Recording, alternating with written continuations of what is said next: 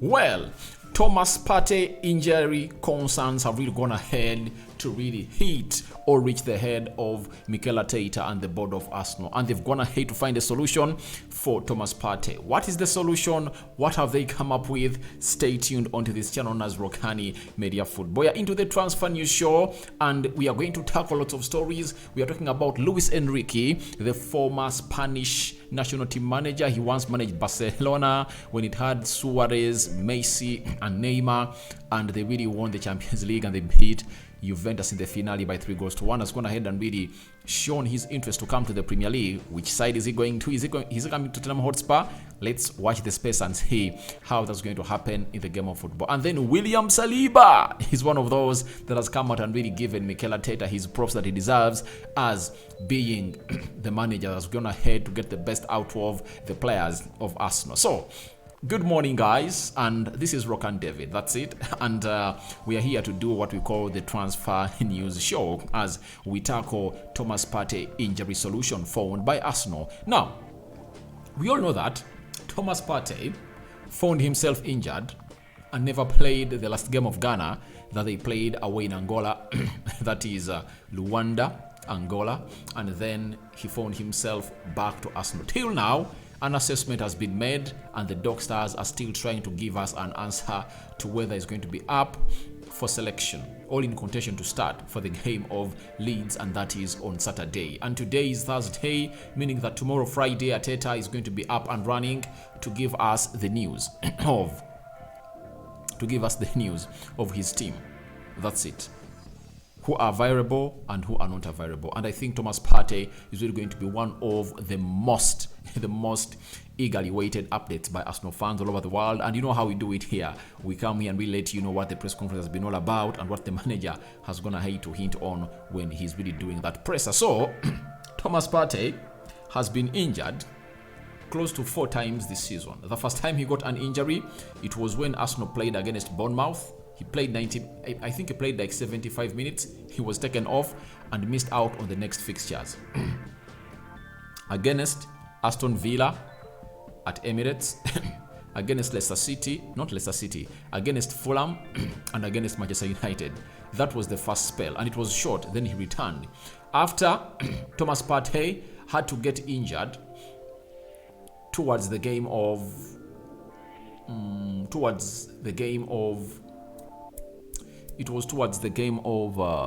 Brentford. You remember he had returned and he played the game of Brentford. Then Arsenal went into the international break. He got an injury when he was warming up for the Ghana national team. Then he returned, but he was fit to play the next games of Arsenal. And ever since then, he went to the World Cup, played very well, and he never got injured again. But in the game of Manchester City, after Arsenal beat Manchester United by 3-2 over the weekend, on Wednesday, Arsenal was playing Man City in the 6th round? I think 6th round, right? 6th round of the FA Cup. Arsenal was playing Man City. Thomas Partey played 45 minutes. He had a problem with his ribs and was taken off. So he was forced to play in the game of Everton, and obviously the injury really surged. When it surged, he was out for some good games. You get? That was the 3rd time he was injured. Now, the 4th time, he has been injured, international duty, and returned, waiting for the season. Meaning that you wouldn't like to see one of the most important players of Arsenal, because he's the commander of that midfield of Arsenal. He's everything in that midfield of Arsenal, and he's really one of the best CDMs in the world. He plays at the best of the midfield, and he gives Arsenal reason to come out and really think of what they are going to do when they're not having him. They brought in Jorginho, and Jorginho trying to do the job, but it looks like Mikel Arteta is fed up of this. Trust me, you might be loving a player, and you must understand his situation that he cannot play close to 30 games a season. So, if a player can't play 30 games a season like Thomas Partey, what do you do for him?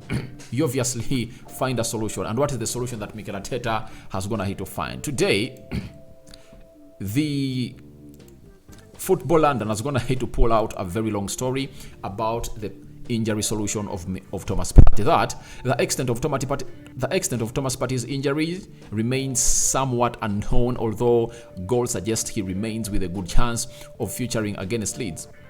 The episode, however, has again raised the question mark on how Arsenal should react if they ever without the 29-year-old Ghanaian international, that is Thomas Partey. And now, this is how Arsenal is going to react. That Football London understands that a central midfielder is high on the agenda for the summer transfer window. Furthermore, it is indeed West Ham's United midfielder Declan Rice that is leading the list of candidates, which also includes Brighton's Moise Caicedo. Now, the solution is simple.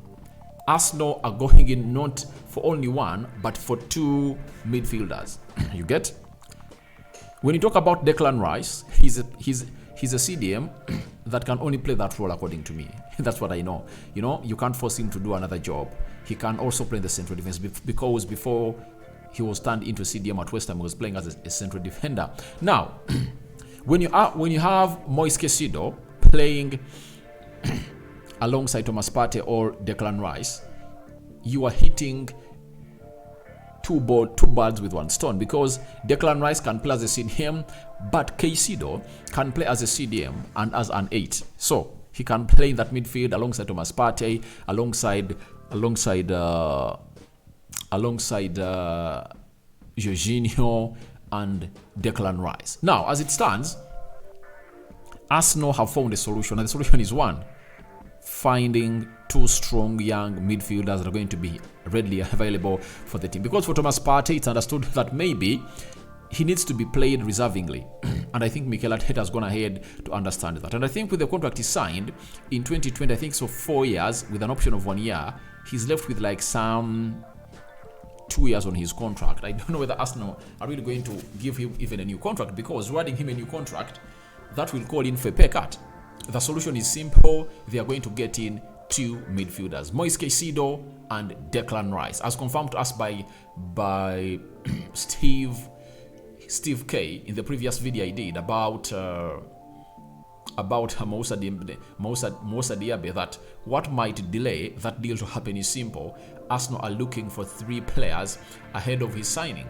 That is 2 midfielders, a right back, and then he's going to come forth as a signing of a team known as Arsenal. So the solution is simple. Arsenal are looking in for 2 midfielders that can get that Thomas Partey job done and dusted, because they believe they are going to be in the Champions League and they need consistency. That's it. Much Jorginho is there, but even Jorginho is just 31 years of age. You cannot rely on him, and they only gave him a contract of 18 months. So let's wait and see how that's going to happen. Now, another reason as to why they need these 2 midfielders to come in through is simple, that with Arsenal very likely to be in the Champions League next season, I think it's no longer likely they are going to be in the Champions League. Having options who can rotate in and out of the squad between weekend and midweek matches without seeing the levels drop allows the club to emulate the success of Man City. Now, talk of Man City, their midfield situation is really good. When they're having Fernandinho, they're having Yaya Toure. When Yaya Toure left, they brought in Rodri, and Rodri was playing alongside Fernandinho. Now, when Fernandinho was nearing his exit, you get, and he left, they brought in Calvin Phillips, because Fernandinho left last season. Now Calvin Phillips is in. So they're having Calvin Phillips and Rodri into that position. The other position, they're having Ika Gundogan and Kevin De Bruyne. You get? So they're having almost 3 complete sets of midfielders. And I think Arsenal should be looking towards that, because they need to be having at least three sets of midfielders to compete. When you look at Odegaard, he's having Fabio Vieira. Emily Smith-Rowe can come and do the job. Thomas Partey, the other player that can come in and get the job, that's Jorginho, is 31, so you cannot trust him with the future of Arsenal. That calls in for the coming in of Declan Rice. Xhaka Granit, when you look at him, he's really 31 years of age. That calls in for the coming in of Caicedo to really go ahead and really strengthen that midfield of Arsenal. So I think they're having a very good plan. If Mikel can execute it, it can act as a perfect Thomas Partey injury solution. That's it. Because if at all you can have those 2 midfielders in, added to that side of Arsenal, you'd have gone ahead to really answer the question of Thomas Partey when he's away and Granit Xhaka when he is away. And those players are not injury prone. When you look at their injury record, it's really so much appetizing that you'll go ahead and really buy them the next day they are really available. So I think that's really a very good plan for Arsenal. If at all they execute it very well, then everything will be going well into their hands. Now, William Saliba has come out and really talked to the media and revealed to us how good Mikel Arteta is and what a manager he is to really unify the sides of Arsenal. Now, he's telling us that Mikel Arteta, it's good to have a coach like that who can bring the best of his players or the best out of his players, because he gives us his passion and his confidence. That's why we are geared as well, because we have a good manager and he believes in us and we believe in him too. Now, when you look at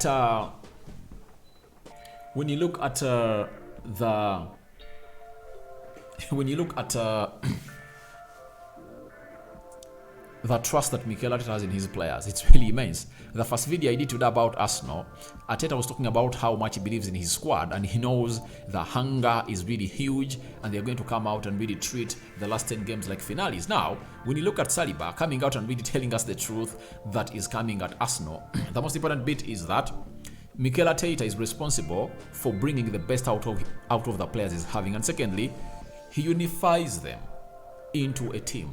You know, look at PSG. If you are told how many Arsenal players fit into the squad of PSG, I think Partey can fit, Odegaard can fit, Saka can fit, that's it. Who else can fit? Who else can fit?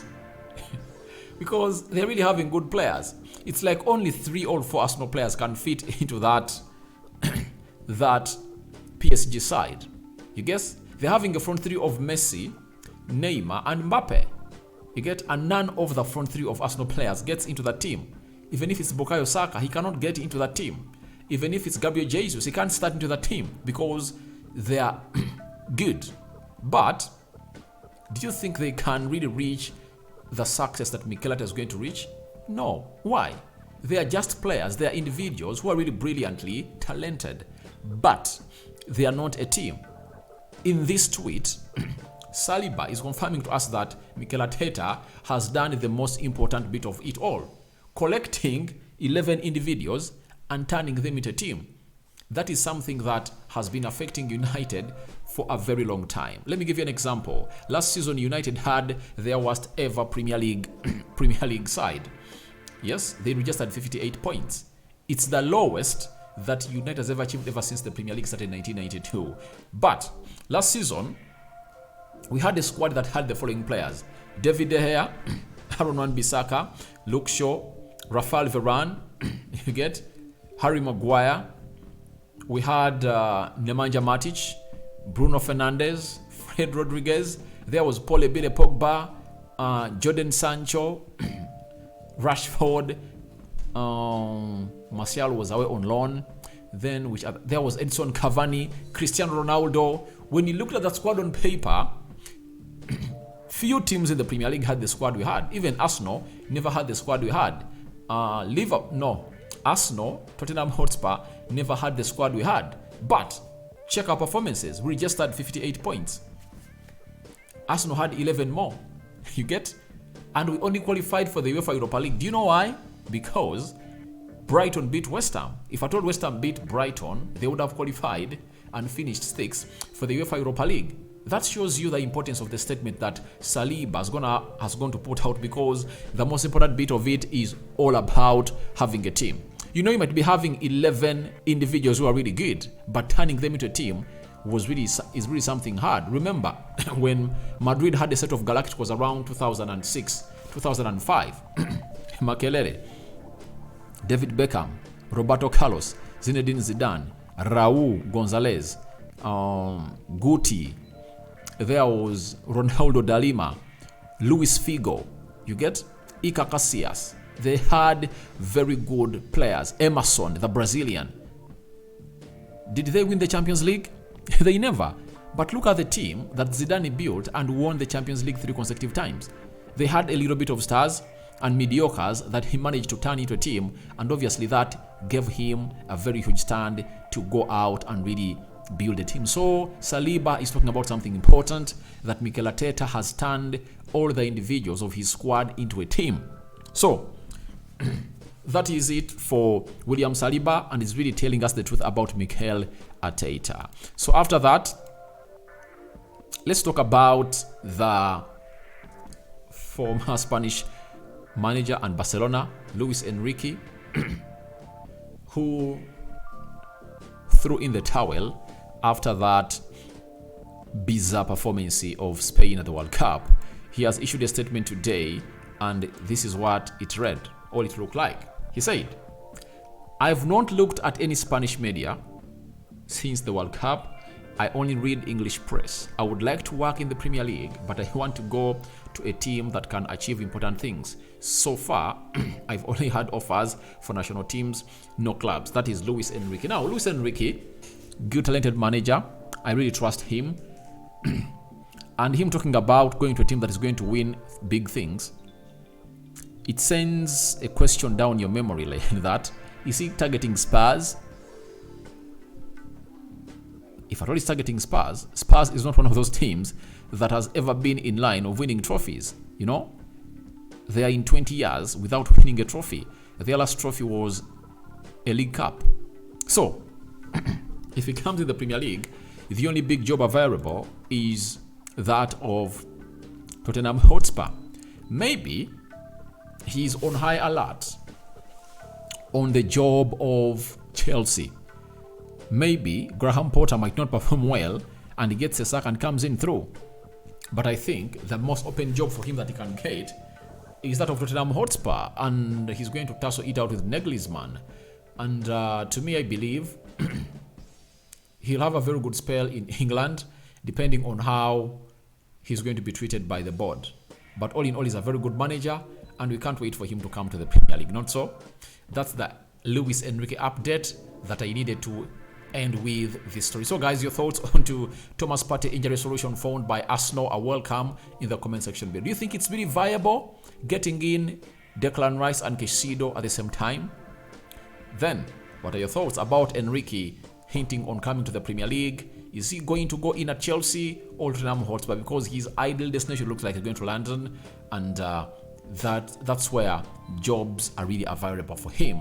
Lastly, William Saliba coming out and hailing Mikel Arteta for being a very good manager that has turned into the 11 individuals into a team that is doing wonders. And if at all they win close to 9 games or 8, they might see themselves lifting the league. So guys, thank you very much for watching through. I sign out for now. See you later. Good morning. May the Almighty God bless you abundantly. I sign out for now. See you later. To my Muslim friends, enjoy your fasting, as it's really mandatory under the Muslim religion for you to fast the holy month of Ramadan. Meow.